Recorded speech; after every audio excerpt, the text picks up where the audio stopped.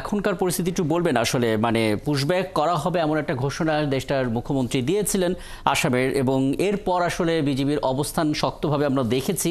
পরিস্থিতি কোনো বদল ঘটেছে কিনা, জেলা প্রশাসক কী ধরনের পদক্ষেপ নিচ্ছে এবং কাদেরকে আসলে পুশব্যাকের ইঙ্গিত দেওয়া হচ্ছে সুজাত?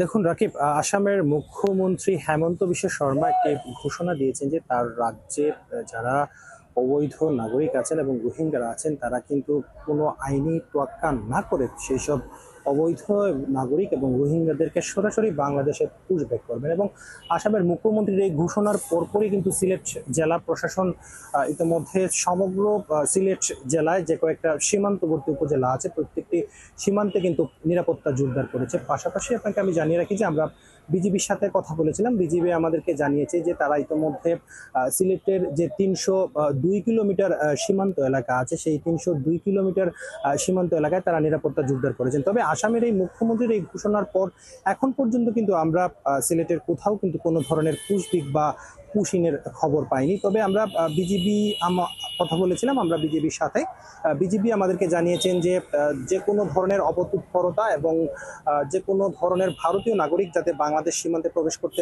না পারে সেজন্য যতটুকু পদক্ষেপ নেওয়া প্রয়োজন তারা ততটুকু পদক্ষেপ নেবেন। পাশাপাশি বিজিবির টহল বাড়ানো হয়েছে, বিজিবি কিন্তু প্রত্যেকটা জায়গায় টহল দিচ্ছে এবং সীমান্তে যে ৩০২ কিলোমিটার এরিয়া আছে সেই ৩০২ কিলোমিটার এরিয়া কিন্তু সবসময় রাত দিন ২৪ ঘন্টা নজরদারির মধ্যে রাখা হচ্ছে। তো এ বিষয়ে আমরা নিরাপত্তা বিশ্লেষকদের সাথে কথা বলেছিলাম। নিরাপত্তা বিশ্লেষকরা আমাদেরকে একটি কথা বলছেন যে যারা অবৈধ নাগরিক রয়েছে ভারতে তারা যদি প্রকৃতপক্ষে বাংলাদেশের নাগরিক হন তাহলে কিন্তু তাদেরকে বাংলাদেশে নিয়ে আসা হতে পারে, কেননা বাংলাদেশ এবং ভারতের একটা বন্ধুত্বপূর্ণ সম্পর্ক রয়েছে। পাশাপাশি ভারতের সাথে বাংলাদেশের একটি বন্দি বিনিময় চুক্তি রয়েছে, সেই চুক্তির মাধ্যমে যথাযথ আইনি প্রক্রিয়া মেনে তাদেরকে বাংলাদেশে নিয়ে আসা হতে পারে।